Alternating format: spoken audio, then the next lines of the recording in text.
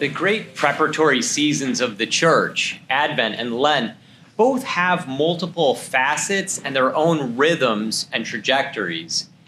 Advent begins with an emphasis on the future coming of Christ, and then it focuses on our celebration of the Incarnation, all the while fostering our spiritual preparation to receive him in his comings.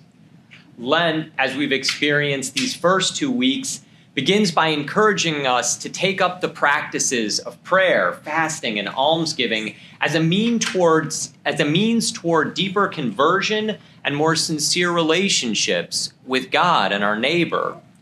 But today we see, especially in the gospel, the beginnings of another emphasis of Lent, its path toward the mystery of the cross and resurrection. These themes are related, of course, because prayer, fasting, and works of charity are disciplines that can strengthen us to embrace the cross in our lives. And yet we must, I think, as Christians, constantly remind ourselves and reckon with just how strange and almost outrageous this element of the cross in our faith is.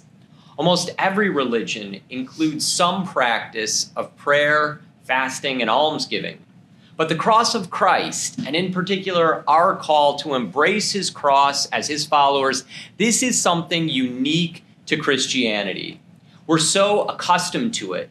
Indeed, we look upon crucifixes every day, many of them artistically so beautiful that we forget how shocking it is.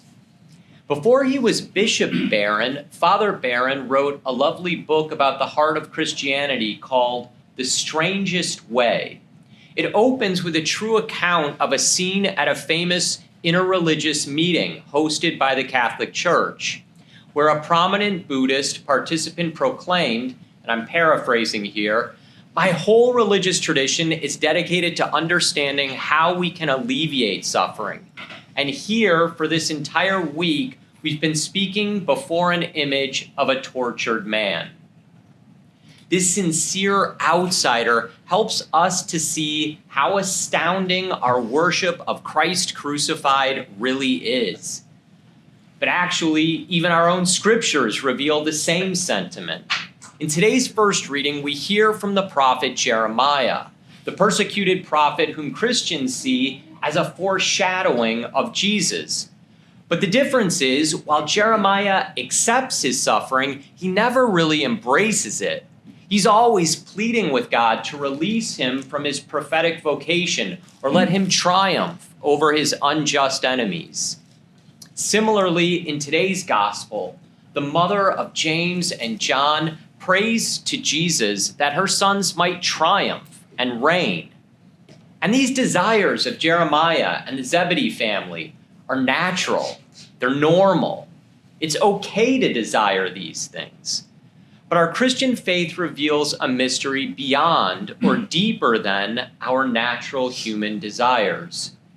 Jesus teaches us that if we can embrace our own suffering in faith and embrace others who suffer in compassion and service, then through the grace of Jesus' own cross, we can find meaning, hope, redemption, new and greater life. Now, we must be clear, this isn't some form of religious masochism. We Christians don't seek out pain or find pleasure in it. But when we discern our own crosses as from God, when we embrace them, take them up, and follow Jesus, then we can see this redemptive and life-giving power. We see it most in the saints we love. One of the modern world's most beloved saints, the little flower, is a shining example. She was a devoted and loving Carmelite from the time she entered the convent as a teenager. But it was her experience of great trials, both physical and spiritual, that opened up deep wells of compassion and tenderness in her for souls who didn't know God, souls who had no faith, souls who were tempted to despair.